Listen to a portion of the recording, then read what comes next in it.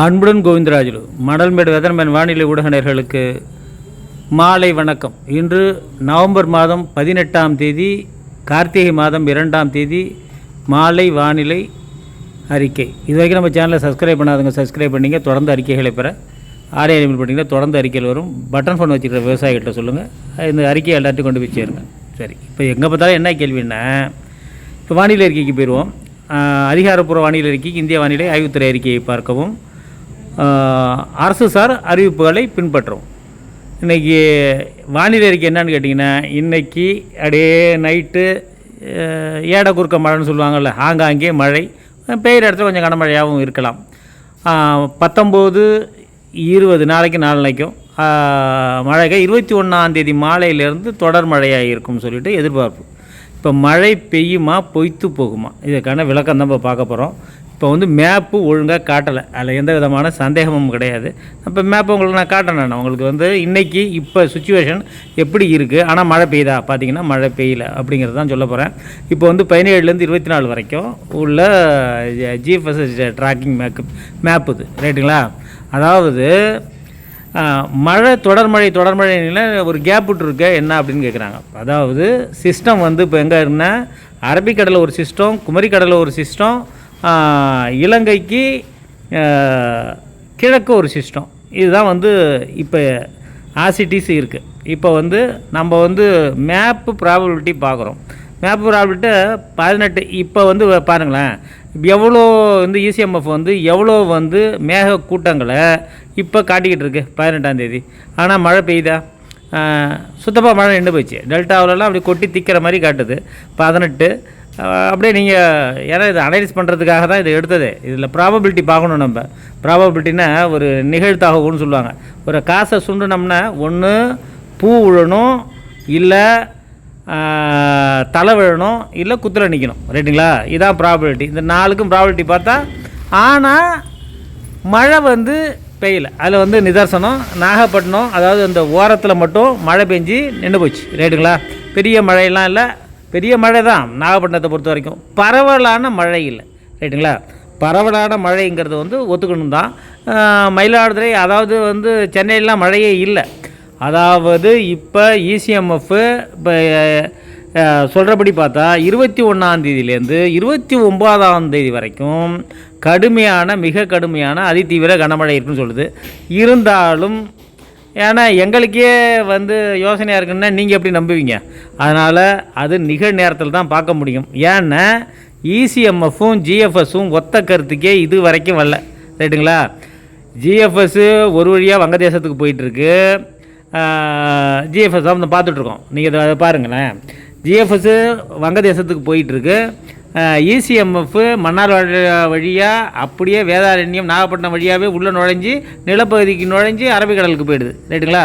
19 GFS map இது. 20 அரபிக்கடலில் pulling எஃபெக்டாலையும் மழை பெய்யணும்.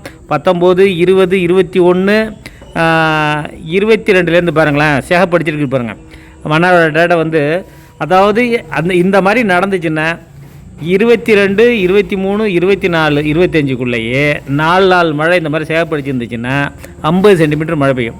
அந்த மாதிரி பெய்யுதா அப்படின்னா இசிஎம்எஃப் நேற்று போட்ட வரைக்கும் பெய்யலை. ஜிஎஃப்எஸ் ஓரளவுக்கு ஆக்சஸ் எந்த மேப்பு சரியாக காட்டுதுங்கிறதுலே இல்லை. இது இதுக்கு போயிடுது, வங்கதேசத்துக்கிட்ட போயிடுது.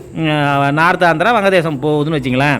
இதில் என்ன ஒடிசா போகுது. இதில் என்னன்னா அந்த மாதிரி போயிடுச்சுன்னா மோந்தா புயல் கதையே தான். மோந்தா புயல் போன அக்டோபர் மாதம் கடைசி வாரத்தில் எப்படி முடிச்சு விட்டுட்டு போச்சோ அதே மாதிரி அதுக்கப்புறம் ஒரு வறண்ட வானிலை நிலவ ஆரம்பிச்சிடும். அதில் சந்தேகமே கிடையாது. ஏன்னா வடக்கேருந்து குளிர்காற்று வருது. வடக்கேருந்து குளிர்காற்று வந்தால் என்ன ஆகும்? அவ்வளோதான். இப்போயே மழை பெய்யறதுக்கு என்ன காரணம்னு கேட்டிங்கன்னா, நீராவி காற்றும் வெப்பக்காற்றும் சரியான அளவில் இல்லை. எம்ஜிஓவோ ஆக்டிவில் இல்லை. முக்கியமான விஷயம் அதாங்க, எம்ஜிஓவோ ஆக்டிவில் இல்லை. இஆர் வேவ்ஸு நாளைக்கு தான் வரப்போகுது. இஆர் வேவ்ஸ் நாளைக்கு வந்துச்சுன்னா அது கொஞ்சம் இதை கொஞ்சம் புஷ் பண்ணி கொஞ்சம் மழையை கொடுக்கறதுக்கு பார்க்கும். எம்ஜிஓவோ இல்லாட்டினா மழைங்கிறது இல்லை. ஆனால் கடைசியில் இந்த மாத கடைசியில் 22, 23 எம்ஜிஓ வந்துடுது. அதுக்கப்புறம் தெற்கு அரைக்கோளத்தில் 2 நிகழ்வு இருக்குது. அதனால் அது வந்து நிறைய நீராவி காற்றை கொடுக்கறதுக்கு வாய்ப்பு இருக்குது டிசம்பர் ஃபஸ்ட் வீக்கு. இதெல்லாம் நிகழ்நேரத்தில் தான் பார்க்கலாம். சும்மா நான் வந்து ஹைப் பண்ணி சொல்கிறதுக்காக இல்லை. இதை வந்து நாளைக்கு மழை இல்லாமலாம் போயிடாது, நாளன்னைக்கு மழை இல்லாமல் போயிடாது. அதாவது 19, 20 அதாவது வந்து புதன் வியாழன் 21 வெள்ளிக்கிழமை லேருந்து மதியத்துலேருந்து தொடர்ந்து வெள்ளி சனி ஞாயிறு திங்கள் செவ்வாய் கனமழை இருக்கிறதாக எல்லா மேப்புமே ஒத்த கருத்தை காட்டுது. ஆனால் நிகழ்நேரத்தில் என்ன நடக்க போகுது அப்படிங்கிறது தெரியல. அரபிக்கடலில் வெப்பம் குறைஞ்சிருக்கு, ஆனால் அங்கே போய் ஆக்சஸ்ஸு இது வந்து சுழற்சி வந்து தீவிரமடையதாக காட்டுது. ரைட்டுங்களா? இப்போ இதுவே சென்னியார் புயலாக மாறுமாங்கிறது இன்னும் நான் இதில் வந்து பின்வாங்கலை. மயிலாடுதுறைக்கும் மரக்காணத்துக்கும் இடையே தான் அது வந்து கரையை கிடக்கும்னு நான் சொல்லிகிட்டு இருக்கேன். பார்ப்போம் என்ன நடக்க போகிறதுங்கிறத நம்ம பார்ப்போம். ஏன்னா உங்களுக்கான ஒரு தெளிவான விளக்கம் சொல்லணுங்கிறதுக்காக தான் இந்த வீடியோவே. எனக்கே என்னடா அது சொல்லி வந்து சரியாக இல்லையே அப்படிங்கிற ஒரு குற்ற உணர்ச்சி எனக்கு இருக்க தான் செய்யுது.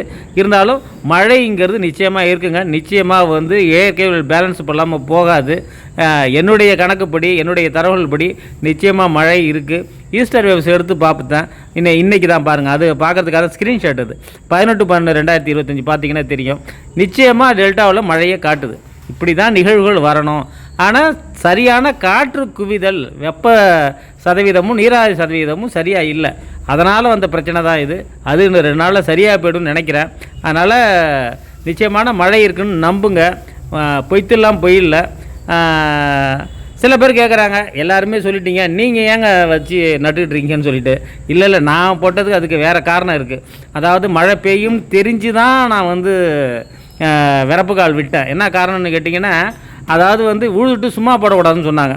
அதனால தான் விட்டேன். அதில் வந்து உங்களுக்கு ஒன்றும் கன்ஃபியூஷன்லாம் வேணாம். அதில் வந்து பல விஷயங்கள் நாளைக்கு நிவாரணம் கொடுக்குறோம் போகிறோம் வராங்கன்னா அதில் வந்து பிரச்சனை ஆகிடும்னு சொல்லிட்டு தான் சரி நம்ம வந்து ஒரு தெளித்து வைப்போம்னு சொல்லிட்டு தான் தெளித்து வச்சுருக்கேன். எனக்கு தெரியும் மழை பெய்யும்னு தெரிஞ்சுட்டு இவ்வளவும் செஞ்சுட்டு ஏங்க நீங்கள் தெளிச்சிங்க மழை பெய்யுன்னு சொல்கிறீங்க, நீங்கள் தெளிச்சிங்கன்னு என்ன கேட்குறாங்க. அதற்கான விளக்கம் தான் இது. ஏன்னா உள்ளூர் மக்கள் சொல்கிறேன், மணல்மேடு உள்ளூர் மக்கள் கேட்குறாங்க, அதற்கான விளக்கம் தான் இது. அதனால் மழைங்கிறது இருக்குது. நிச்சயமாக மொழி ஏந்திருக்கக்கூடிய மழைங்கிறது நிச்சயமாக இருக்கும். இப்போ வர்ற சிஸ்டம் வந்து ஜிஎஃப்எஸ் வந்து இல்லை இதுக்கு போயிடுச்சு, ஒரிசா போயிடுச்சுன்னா அதுக்கப்புறம் 10 நாளைக்கு மழையே கிடையாது. அதில் எந்த விதமான சந்தேகம் கிடையாது. அந்த மாதிரி நடக்கிறதுக்கு வாய்ப்பு இல்லை. எங்கே சுற்றி எப்படி வந்தாலும் இது வந்து மயிலாடுதுறை மரக்காணத்துக்கு இடையே தான் அது வந்து கரை கடந்து போகும். புரிஞ்சிருப்பீங்கன்னு நினைக்கிறேன். நன்றி, வணக்கம்.